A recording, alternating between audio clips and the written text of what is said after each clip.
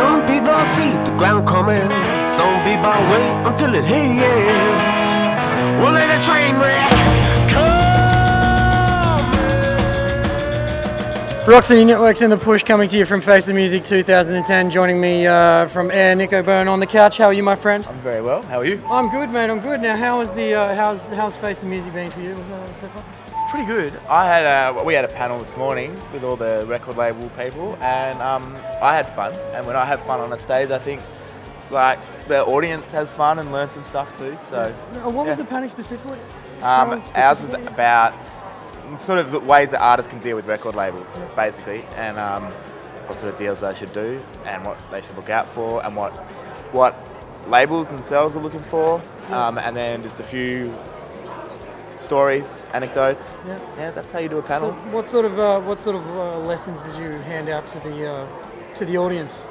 Well, I think the really important thing whenever you're doing a deal with anyone is about maintaining control, basically. So you sign a contract with a record label, but you need to make sure that you're happy with what you're getting out of it, and you're going to be able to do the things you want with your music. They're not going to go, kind of stamping all over your art and kind of releasing stuff that you don't want released, or forcing you to do stuff you don't want to do. Yeah. So it was all about sort of maintaining control and being in charge of your own rights. Yeah. Now, how did you feel with your panel peers, as I would probably put it, with their information that they were sort of handing out? Do you guys always did you tend to agree with everybody on that panel, or? Yes, sometimes. I mean, I suppose you choose when you're putting people together to talk to an audience, you try and make sure you get different personalities and different perspectives on the music industry. So, for example, we have this guy, Simon Huggins, from a label called Two Bright Lakes, which is a small cooperative run by artists, release great music, but not necessarily focused on commercial outcome, just focused on releasing great music. Whereas you had other people like John Mullen from Due Process and Ray Harvey from Christian Music, who manages Children Collide and Living End and Gyroscope, and those guys have a much more commercially focused opinion. Yeah. And so it's good to get both of those, a bit of debate going on there, and Ray will tell you that 94% of bands are shit, but I wouldn't necessarily agree with that. But it's sort of interesting. Yeah. So.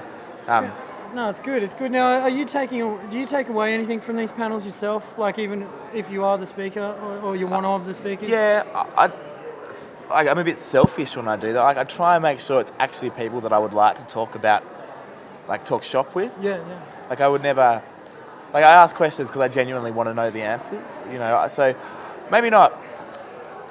It's not like you learn this one golden nugget of information that's going to help you, but you learn how people tick, and you learn, really great stories. For example, how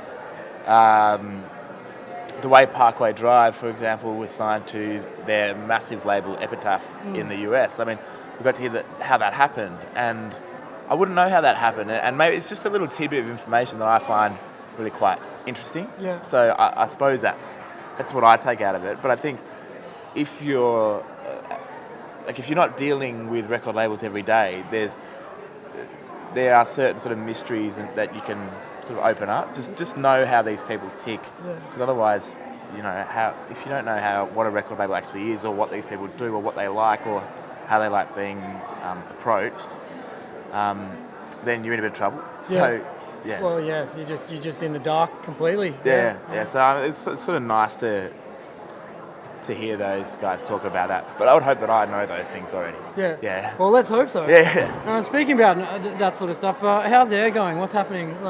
What's news? Well, it's the end of quite a large year. We have our Independent Music Awards, which happened in October. We always publish our charts.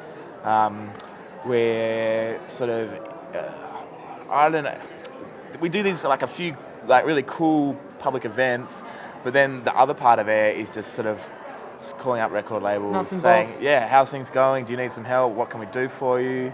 And at the moment, it's kind of nice to just be sitting there going, you know, like just dealing with what we're paid by our members to do, which is just to make sure we're helping people look after their releases, and we're helping them with a bit of release strategy, or we're making sure they get paid their licenses that they deserve, and all this other stuff. So yeah, cool. Well, it sounds, you know, it's been the awards were much talked about. You know, good coverage, good press, and all that sort of stuff. So, Yeah.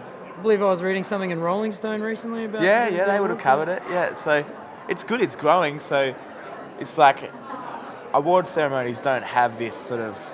You don't just respect an award ceremony just because it's an award ceremony. It really has to build a tradition of, you know, great artists winning them, great performances to get a bit of.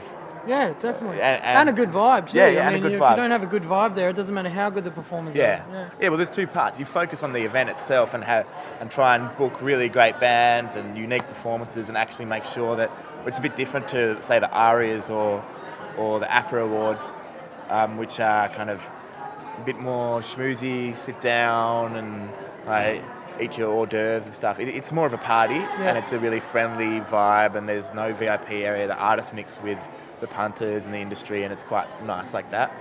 But, you know, after 5 years, I think we've built something that's kind of starting to have a history of recognising really great bands. Yeah.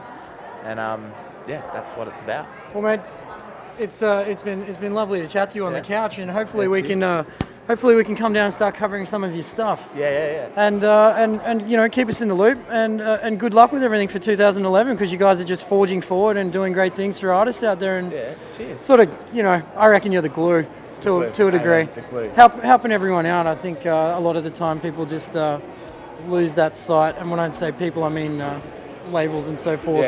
Between each other, not so much about the industry, but just, you know, there's that competitiveness that will never go away. But I think. Yeah, competitiveness is good. I think people like yourself and Air kind of dull that competitiveness a little bit. Maybe just take the sting out of it. Yeah, you got. I think the whole industry should actually celebrate each other's successes. So if a band or a label or anyone is actually doing a great job, then it's good for the industry as a whole. It's not, you know, there shouldn't be this tall poppy syndrome where I hate you for being amazing. Yeah. You know, like, well done, you've sold this many records, or you've won these awards, or you've released a great album, then everyone should be there to recognise that. And if you need help, you know, they should be there giving you that too. Air's going to give you a hand. Yeah, we'll give you a hand. All right, mate. Well, thank you very much for joining me. Nico Byrne here from Face of Music 2010 for Rock City Networks and The Push. Cheers, mate. Cheers.